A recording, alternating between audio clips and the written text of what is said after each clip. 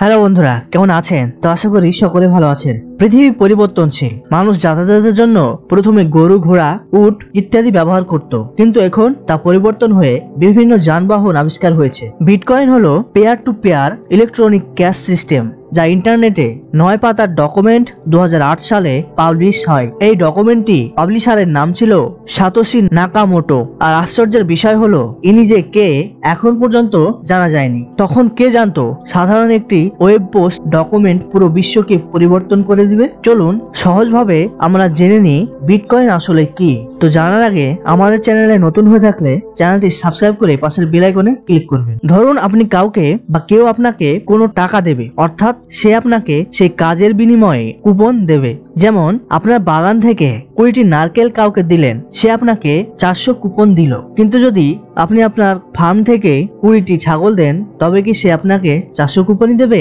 না, তার থেকে বেশি দেবে। তো এই কুপন দোকানদারকে নিয়ে গিয়ে দিলে দোকানদার আপনাকে সেই কুপনের বদলে কিছু জিনিস দেবে।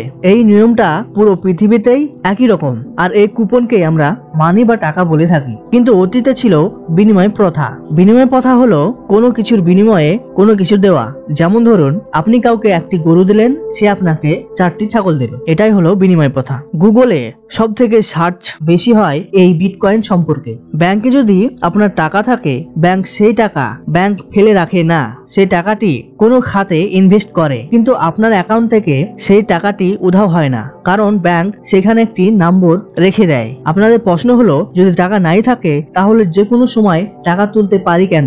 আসলে পরবর্তীতে যে সকল লোক টাকা জমা দেয় বা রাখে, তাদের থেকেই আপনাদের টাকা দেওয়া হয়। তো এর মধ্যে অনেক মেইনটেনেন্স আছে, আর এই রেকর্ডের সমস্যা বিভিন্ন রকম ভাবে দেখা দেয়। যেমন ধরুন আপনি কাউকে টাকা পাঠালেন, সেই টাকা সেখানে পৌঁছলো না, কিন্তু আপনার অ্যাকাউন্টে কাটা হয়ে গেল। আবার এও হয়ে থাকে যে আপনার অ্যাকাউন্টে না কেটেই অন্য খাতে জমা হয়ে যায়। তো এই সমস্যার সমাধানের জন্যই 2008 সালে সাতোশি নাকামোটো বিটকয়েনের আবির্ভাব করেন। তার এই 9 পেজের ডকুমেন্টে এটাই বলা হয়েছিল, বর্তমানে যে ফাইন্যান্সিয়াল সিস্টেম আছে সেটাকে বিটকয়েনের সাহায্যে কিভাবে রিপ্লেস করা যায়। অর্থাৎ ব্যাংক যেভাবে ট্রানজাকশন করছে বা ট্রানজাকশনের রেকর্ড মেইনটেনেন্স করছে, তার একটি অল্টারনেটিভ পথ দেওয়া যেতে পারে বিটকয়েনের সাহায্যে। আপনার জানা দরকার, বর্তমানে বিটকয়েন একমাত্র ক্রিপ্টোকারেন্সি নয়। বর্তমানে অনেক এর মতো ক্রিপ্টোকারেন্সি রয়েছে, যেমন ইথেরিয়াম, বিটমিনার, বাইন্যান্স, ডগি ইত্যাদি। ধরুন যখন আপনি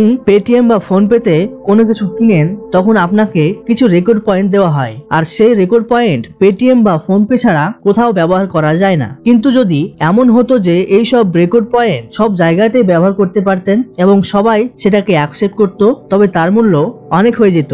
বিটকয়েনের ক্ষেত্রে এটা এই রকমই। এটি অল ওয়াইড অ্যাকসেপ্টেড।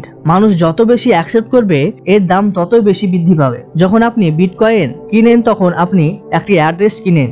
এটি হলো একটি অটোমেটিক অ্যাড্রেস ইনস্ট্রাকচার। পুরো পৃথিবীতে নির্দিষ্ট পরিমাণ বিটকয়েনের থেকে বাড়বে না। যেমন প্রতি বছর নির্দিষ্ট পরিমাণ টাকা ছাপানো হয়, এরকম বিটকয়েন ছাপানো হবে না। বিটকয়েনের পরিমাণ 21 মিলিয়নের বেশি হবেই না। তো আজকের মতো এ পর্যন্তই। ভিডিওটি অবশ্যই সংক্ষিপ্ত, তবে যদি আপনাদের বিটকয়েন সম্পর্কে কোনো কিছু জানার থাকে তো কমেন্ট বক্সে জানাবেন। তো আজকের মতো এ পর্যন্তই। আমাদের চ্যানেলে নতুন হয়ে থাকলে চ্যানেলটি সাবস্ক্রাইব করে পাশের বেল আইকনে ক্লিক করবেন। তো দেখা হবে পরের ভিডিওতে। ততক্ষণ পর্যন্ত ভালো থাকবেন, সুস্থ থাকবেন। ধন্যবাদ।